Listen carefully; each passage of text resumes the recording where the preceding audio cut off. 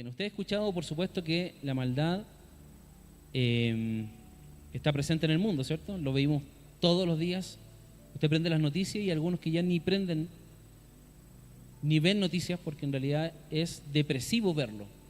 ¿Se da cuenta, no? O sea, usted piensa que va a ocurrir algo bueno, no, es peor que el día anterior. Y así que yo personalmente no veo noticias, porque en realidad ya me imagino cómo está el mundo y cuánto más va a empeorar las situaciones, y lo único que veo es esta idea de burocracia, pero no hay soluciones reales. Y eso no sucede solamente en el área política, en todas las áreas sociales, en todas las áreas. Incluyen también los temas eclesiásticos. Entonces, y por supuesto, tenemos el cuestionamiento primero de lo que está sucediendo afuera con respecto a todo esto y también lo que está sucediendo adentro. Bien, vamos a iniciar. Vamos a ver si esto funciona. Sí, ahí sí. Deberíamos tener ahí. Bien, sufrimiento y maldad. ¿Conoce esas palabras, cierto? ¿Pero las sabemos definir? ¿Sabemos qué es? ¿Cómo funciona esto? ¿Me podrían ayudar con esto? Vamos a revisarlo desde acá. Bien, porque necesito leerlo bien acá y vamos a mirarlo desde acá. Bien. Vamos a definir el concepto de maldad. ¿Qué es y cómo funciona? Según lo que yo he averiguado respecto a... Permiso, déme un minutito, por favor. Bien, ahí está. Bueno, la maldad hace referencia a deseos, sentimientos e ideas negativas que generan daño propio a uno mismo o a otra persona. ¿Por qué estoy definiendo esto? Porque primero tenemos que sentar la base de qué estamos hablando. Yo puedo considerar cualquier cosa maldad. Es como cuando las personas me dicen, ¿eso es pecado? Y no sabemos definir primero qué es lo que es pecado. Entonces todo lo que pensamos que es negativo es pecado. En realidad no lo es. ¿Se explica bien? Entonces, si la Biblia no dice que es pecado, es difícil determinar si eso es pecado. Me explico, porque hay una norma base para poder saber qué es pecado. Entonces, lo mismo pasa con el concepto de maldad. La maldad tiene una definición. Entonces, es aquello que son deseos, sentimientos e ideas negativas que dañan a uno mismo o a otras personas a través de acciones destructivas. ¿Ven? Primero es un deseo y luego son acciones destructivas, inmorales y que causan dolor físico o emocional sentimental. Además de esto, es mencionada y estudiada por todas esas materias, ¿no? La antropología, la sociología, política, derecho, religión, historia, filosofía, etc. Esta definición la dice este comentarista que se llama Neptalí González. De ahí la saqué, me pareció muy pertinente porque amplía el espectro. Ahora, algunas otras definiciones del concepto de maldad es ausencia de bondad. No sé si está de acuerdo conmigo. Ausencia de bondad podría considerarse como la maldad. Pero hay sectores que son escépticos que no creen mucho en estas ideas, que son más naturalistas o materialistas. Significa que si no lo veo, no lo creo. En realidad, todo lo que es físico es estudiable. Y ellos dicen que la maldad en realidad puede ser una construcción social interpretada por ciertas personas, sobre todo por la iglesia, que podría decirse que en realidad no es real. Es solamente que yo percibo que algo es malo. Y hay sectores que piensan esto. Entonces, que la maldad en realidad no es correcta. Pero lo vemos. Pero puede ser que suceda como las sensaciones de percibir el frío o la oscuridad. Porque el cuerpo, percibe eso, pero para un animal que vive bajo ciertos grados de temperatura, para él no es frío, ¿me entienden, no? Es de acuerdo a la perspectiva. Hay algunos sectores que piensan esto. Nosotros como cristianos no, por supuesto, así que no lo hacemos de esa manera. Bien, entonces, ¿qué vamos a ver ahora? El dolor y el sufrimiento. Dijimos que era maldad, ahora vamos a ver dolor o sufrimiento. Es una percepción física sensorial localizada, bien, que puede ser más o menos intensa, molesta o desagradable, y que siente una o varias partes del cuerpo humano, ¿me entiendes? ¿Sí? Eso es. Y dos, la segunda definición de dolor o sufrimiento es un sentimiento intenso de pena, tristeza o frustración o lástima que se experimenta por motivos socioafectivos emocionales o anímicos. Eso tiene que ver ya con nuestro espectro mental, ¿cierto? Sean internos o externos. Puede ser que yo me pueda sentir mal por algo que estoy sucediendo internamente o por algo que estoy observando en el externo, por otra persona, por otras situaciones. Al observar estas realidades de injusticias morales, abusos, duelos, discriminación, muerte, etcétera, todas esas cosas nos permiten tener esta sensación de sufrimiento. Por supuesto, hay muertes que a nosotros no nos duelen, sobre todo a la gente que no conocemos, ¿cierto? Yo puedo darle un número de estadística, cada día mueren tal cantidad de personas. Qué pena, pero qué pena no. En realidad no es que me voy a poner a llorar por eso, pero cada día si muere un familiar mío cercano, que yo conozco, un amigo, por supuesto que me detiene el día. Me hace quebrarme, llorar, no puedo seguir normal. Entonces ese tipo de muerte, por supuesto que es sufrimiento. Acá, anímico. Esta iglesia, queridos hermanos, está pasando por duelo todavía. O ya olvidó al pastor Juan. No, esta iglesia tiene duelo. Está dolida. Está dolida no solamente por el pastor Juan, está dolida también por Francisco, que no está cantando con nosotros, ¿cierto? Así que hay un duelo. Y eso es real. No podemos obviarlo. Y esta es una transición a. Y hay que entenderlo así. Bien, no queremos seguir perdiendo gente, por supuesto, es nuestro deseo, sería fantástico. Pero los ateos, o cierta gente, tienen unas proposiciones interesantes sobre este tema. Y esto es lo que les voy a hablar, que es apenas va a ser una introducción de lo que viene la próxima semana. Si viene la próxima semana, va a poder entender lo que estoy hablando hoy para poder complementar esto, porque esto va a ser consecutivo. Quiero que entendamos este concepto. Una pregunta atea que también pasa entre nosotros los creyentes es si existe el mal. ¿Alguien le ha preguntado esto alguna vez? ¿Cómo creer en la existencia de un Dios amoroso y todopoderoso? Curioso, ¿no? En todo caso, esto es muy antiguo, ¿no? Esto no es nuevo, no es que hoy día las redes sociales anden diciendo esto. Hay otra opción ahí. Si existe el mal, ¿por qué deberíamos adorarlo? Porque dice, pero eso, ¿qué tiene que ver? La propuesta viene de esta persona, Epicuro, un nombre interesante para que le ponga al próximo hijo que va a tener, sobrino o sea, es un filósofo griego muy antiguo, ¿ya? Esto no es nuevo. Este señor vivió en el 341 al 270 antes de Cristo, así que estamos muy atrás, ¿cierto? Mucho tiempo. Pero dejó una problemática que hasta el día de hoy los ateos y los que no creen en Dios, incluso ni siquiera filósofos, personas que en realidad dicen, quiero cuestionar el concepto de Dios. Y presentó un problema lógico. ¿Qué pasa con esto, con el sufrimiento? Y se los voy a leer. La iglesia tiene el deber de poder presentar, revisar y saber cómo responder a estas cosas. Porque si no, podría usted tener esta misma duda y nunca haberla respondido en toda su vida cristiana. Y eso impide que en realidad quiera entregar su vida en plenitud al Señor. Vamos a derribar un muro. Entonces, si Dios quiere prevenir el mal, pero no puede, entonces no es todopoderoso. Esto es lo que propone Epicuro y propone muchos ateos. Si puede prevenir el mal, pero no quiere, entonces no es bueno. Pero si está dispuesto y puede hacerlo, ¿cómo puede existir el mal? ¿Me va siguiendo? Esto no es mío, esto no es el centro de la Biblia, no estoy leyendo la Biblia, estoy leyendo una proposición filosófica.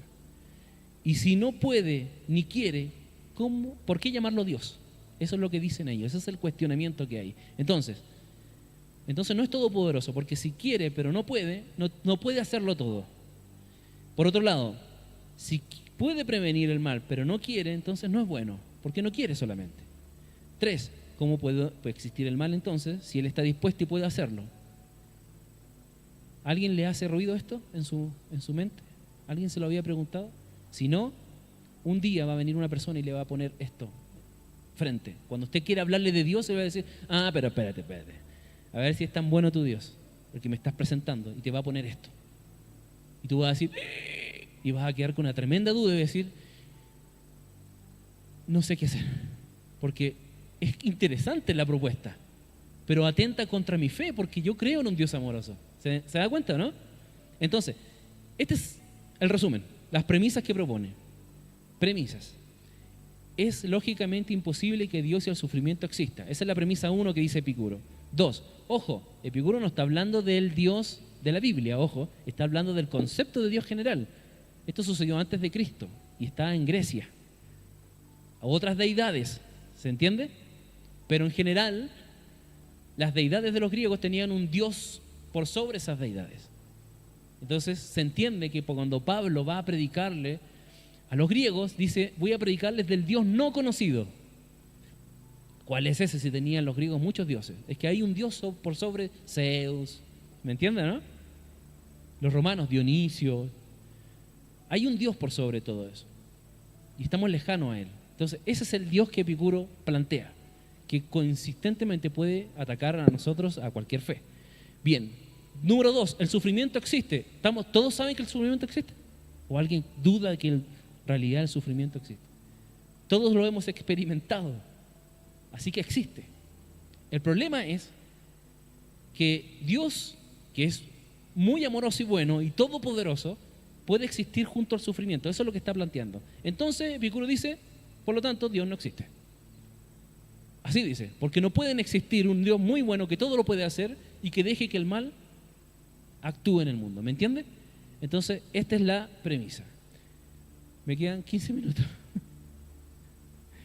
Pero les interesa este tema, ¿cierto? ¿Sí? Vamos. Ahora, esta es una pregunta, este es un buen argumento que se propone, eso lo vamos a averiguar ahora. Yo me quedé con la duda cuando me intenté, ¿cierto? Quiero que se entienda. Y yo dije, parto por mí. Yo tenía tremenda duda, ¿qué hago entonces con esto? ¿Es lógicamente consistente estas cosas? Estos dos términos, un Dios todopoderoso y amoroso existe y el sufrimiento existe, ¿pueden coexistir o son...? Tenía un problema ahí, porque no, aparte que no sabía mucho de filosofía, que tuve que leer un poco, tuve que averiguar también, y créanme que para predicar esto el día de hoy, ayer estuve 10 horas viendo cómo plantearlo. Porque una cosa es recibirlo, pero otra es enseñarlo. Y es difícil. Ahora, vamos a revisar esto. Afirmaciones lógicamente inconsistentes. David está casado y David está soltero. ¿Al mismo tiempo se puede? Perdón, hermano. Pero tenía que poner un ejemplo.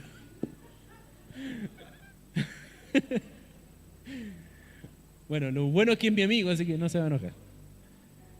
Afirmaciones lógicamente inconsistentes. Esto es inconsistente. David en este momento no puede estar casado y soltero en este país. ¿Se entiende? Así que esto es inconsistente, estas afirmaciones. Pero la anterior parece que no hay una contradicción real, si se dan cuenta. Pero puede ser que debajo de esto sí haya. Y aquí es donde vamos a ir. Suposiciones ocultas que pueden estar ahí detrás de esto, porque aparentemente no están. Así que vamos a revisarlas. Bueno, aquí tenemos un poquito, estoy con este dispositivo. Si Dios es todopoderoso, puede crear cualquier cosa o cualquier mundo que desee. Podríamos pensar nosotros que eso es real, ¿cierto? Sí, pues si es todopoderoso, podría crear el mundo que Él desee. ¿Estamos de acuerdo? Si Dios es plenamente amoroso, prefiere un mundo sin sufrimiento. En nuestra forma de poder pensarlo, porque estamos suponiendo lo que Dios puede hacer y lo que Dios puede desear. ¿Se entiende? Vamos a ver si esto es totalmente real. Vamos a ver si estas dos pueden coexistir. Una pertenece a la primera premisa, si Dios es poderoso y amoroso existe, y la segunda es el sufrimiento no existe. O porque podría Dios desear estas dos ideas, pero en realidad vamos a ver si son sustentables. Vamos a eliminar y vamos a ir a revisar esta primero. Si Dios es todopoderoso, puede crear cualquier mundo que desee. ¿Piensan ustedes que es posible? Yo creo que sí, porque es todopoderoso. Ahora, el mundo donde nosotros vivimos, el mundo que Él creó, donde estamos nosotros, te dio libertad de elección. Usted elige todos los días qué voy a hacer y qué no voy a hacer. Ahora, esto es separado a nuestra condición de pecado, porque el ser humano, desde el Génesis en adelante, que después lo vamos a explicar, ¿cierto? Está bajo una condición de mal. Entonces, nuestras decisiones se basan también y están permeadas por el mal. Eso en la teología se llama depravación total. Significa que el ser humano puede decidir hacer el bien, pero siempre en el espectro de su naturaleza, basado en sus impulsos, en sus intereses. ¿Se dan cuenta? Entonces, ¿quién hace que esa naturaleza cambie? Es el Espíritu de Dios y Jesús, el Evangelio. Cuando la Biblia habla de nacer de nuevo, habla de cambiar ese tipo de naturaleza. Pero dentro del espectro de lo normal, donde todos vivimos, nosotros vivimos así. Dios creó el mundo y nos dio libertad de acción. Podemos decidir, ¿cierto? ¿O somos robots? Cuando usted dice voy a hacer el mal y tu pensamiento no desaparece. Porque si no, sucedería algo bien extraño y que les voy a mostrar ahora. Imaginemos que Dios sí quiere hacer esto. Ahí estamos, estoy yo, me están levantando. Estoy más blanquito, ¿sí? Yo soy más moreno. Y más flaco, sí. Muy bien. Bien. Amén. Quedó grabado, ¿eh? Excelente. A ver, si Dios nos creó con libertad, ¿Él puede forzar a alguien que escoja libremente hacer el bien? Eso es incoherente, ¿no?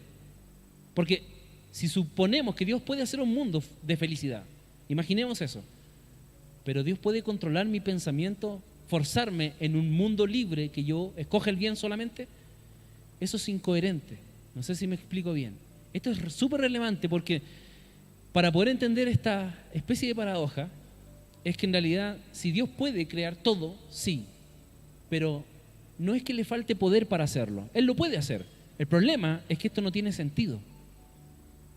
¿Me explico bien? Dios sí puede hacer lo que Él quiere y crear el mundo que Él desee. Amén.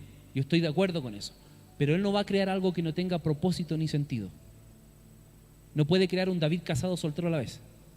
¿Me entiendes? Eso es inconsistente, no tiene sentido. Y como Dios es un Dios que programa cosas, según el Dios de la Biblia, Él tiene que tener un sentido y un propósito para lo que ha hecho.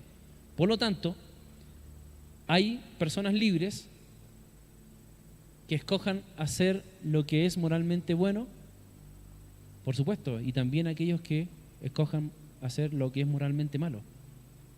Entonces eso es una realidad. Pero como Dios hizo este ejercicio, no solo con los seres humanos, si usted ha leído su Biblia, sabe que la Biblia registra 2 rebeliones en el reino de los cielos. No estoy hablando de la tierra corrupta, de este planeta, estoy hablando del reino de los cielos donde la presencia de Dios es pura. Y la Biblia habla de 2 rebeliones de los ángeles. La primera fue con Satanás. ¿Cómo es posible que viendo la gloria de Dios cara a cara, yo no la he visto? ¿Usted la ha visto? Yo no. Aún así, decidieron rebelarse contra Él. Y después sucedió una segunda vez.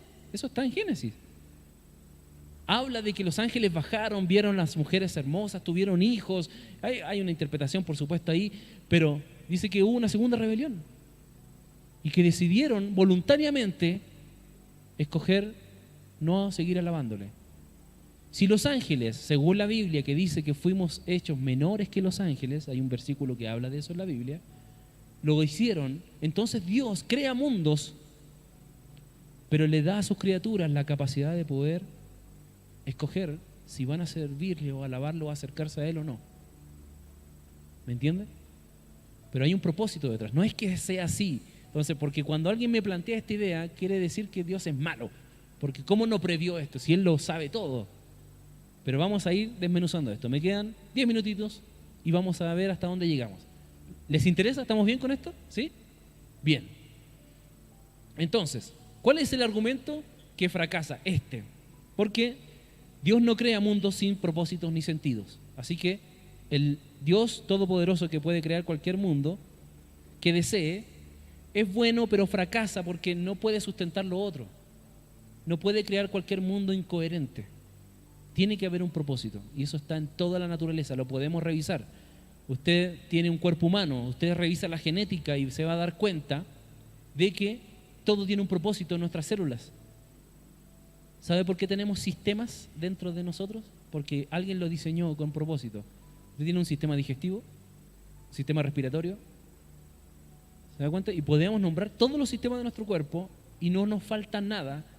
Cuando usted se corta, ¿qué pasa? Se coagula la sangre y se vuelve a formar una dermis nueva, ¿cierto? Con una costra, se desprende eso y vuelve a restaurarse la piel. Usted pensó, dijo, me acabo de cortar, voy a pensar que sánate, sánate. Y empiezo a gritar, no, sánate. No, usted no tiene que hacer eso. Su cuerpo sabe lo que tiene que hacer porque hay un propósito diseñado, curiosamente, pero sucede. Así que en realidad lo importante de esto es que vea que la misma creación da evidencias de que hay un diseño y un propósito en todas las cosas hechas. No vamos a describir cada una de esas, pero vamos a continuar con esto. Entonces, vamos a ver. La segunda, si Dios es plenamente amoroso, prefiere un mundo sin sufrimiento, vamos a ver y vamos a entender esto, porque esto tiene que ver con nuestra cosmovisión cristiana, bíblica. Entendamos que la maldad tiene por consecuencia el sufrimiento, ¿cierto? La maldad es un pensamiento, una forma de pensar, pero cuando lo concreto se vuelve y hay consecuencias, y eso trae sufrimiento, ¿se entiende? ¿Es el resultado de la falta de bien o bondad? Sí, muchas veces se ha planteado por varios escritores que sí, es una falta, porque la maldad en realidad es como lo dijo alguna vez o lo dictaron por ahí, una reflexión que se hizo mucho tiempo sobre Einstein, no sé si se le atribuye bien, yo no sé si la fuente es correcta, pero es reinteresante porque asocian a una idea de Einstein que dice que cuando era niño respondió a su profesor, hay hasta unos videos en YouTube ahí que usted lo puede ver, pero dice que en realidad la energía se puede medir en la física como tal, pero la nada no se puede medir. La luz se puede medir, pero la oscuridad no, porque la oscuridad no es energía. Entonces, la oscuridad es la consecuencia de la falta de luz. ¿Se entiende? Hay una lógica física. Lo mismo pasa acá. Cuando haces esa reflexión, que no la voy a repetir completa, pero lo que se está diciendo es que la luz, que es el bien moral, la bondad que Dios puso, ¿cierto? La consecuencia de falta de esa luz y ese bien moral puesto por Dios es la oscuridad o es la maldad que existe. ¿Me entiendes? Es una consecuencia. Entonces, ¿todos contribuimos a la maldad? Sí. Si usted me dice que no, entonces la Biblia está mintiendo. Todos somos pecadores y todos hemos sido destituidos y todos hemos pecado. De hecho, la Biblia habla de pecadores redimidos, cambiados. Yo soy pecador, igual que cualquier persona que existe en este mundo. Hemos pecado moralmente y en varias áreas. La diferencia es que nosotros, por la gracia de Dios, luchamos para no practicar el pecado o practicar el mal moral constantemente. Por supuesto que me equivoco, por supuesto que me voy a equivocar, por supuesto que lo voy a ofender más de alguna vez, hermano o hermana. Y por supuesto eso va a dañar. Pero Dios me da la capacidad de que la intención detrás no era dañarte, sino que era mi error en mi estado humano, que Dios viene, y esto es lo maravilloso, el Espíritu Santo a mi conciencia me dice, arregla la situación, pide perdón, haz esto. Eso es lo que no tiene el mundo, porque se dejan llevar por esos impulsos. ¿Se va entendiendo? ¿Vamos figurando esto? Entonces, la pregunta es, si la culpa la tiene Dios, porque normalmente el ateo viene y dice, no, pero que la culpa la tiene Dios, pues si Él sabía que íbamos a hacer todo esto. La elección, como seres libres, ¿no lleva responsabilidad también? ¿Y consecuencias? O sea, ¿toda la culpa la tiene Dios o es mi elección de tomar ciertas determinaciones que producen mal en el mundo? Porque los ateos son muy buenos para quejarse del Dios del cual no creen, eso es raro. Me quejo de aquel que creo que no existe. Esa es la lógica, ¿no? Porque en su percepción Dios no existe, pero estoy molesto con Él porque Él permite el mundo y no hace nada. ¿Tiene sentido? Es inconsecuente dentro de su propia lógica, pero lo hacen. Ahora, la pregunta sería, ¿y por qué si estás tan enojado que el mal exista, como ateo o como persona escéptica, contribuyes tanto a ese mal? Porque contribuimos. Y los que practican el mal sin Dios, que no tienen una conciencia de decir, parece que no corresponde hacer esto, sino que lo disfruto. Hay gente que disfruta hacer el mal. Hay gente que disfruta robar no por necesidad, sino porque hay un tema de placer. Los abusadores tienen placer por abusar sexualmente. No les interesa.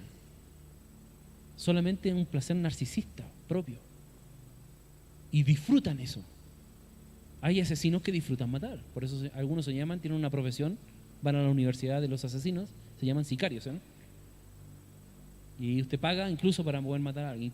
Hay un placer, o sea, algo ocurrió en su mente que cauterizaron su conciencia al punto de tener placer por dañar. Pero bueno, vamos allá. ¿Prefiere Dios un mundo sin sufrimiento? ¿Podríamos saber esto? ¿Cómo podríamos hacerlo? Entonces, vamos a ver si el sufrimiento es tan malo como pensamos que es. Creo que no avanza esto. ¿Me pueden ayudar ahí?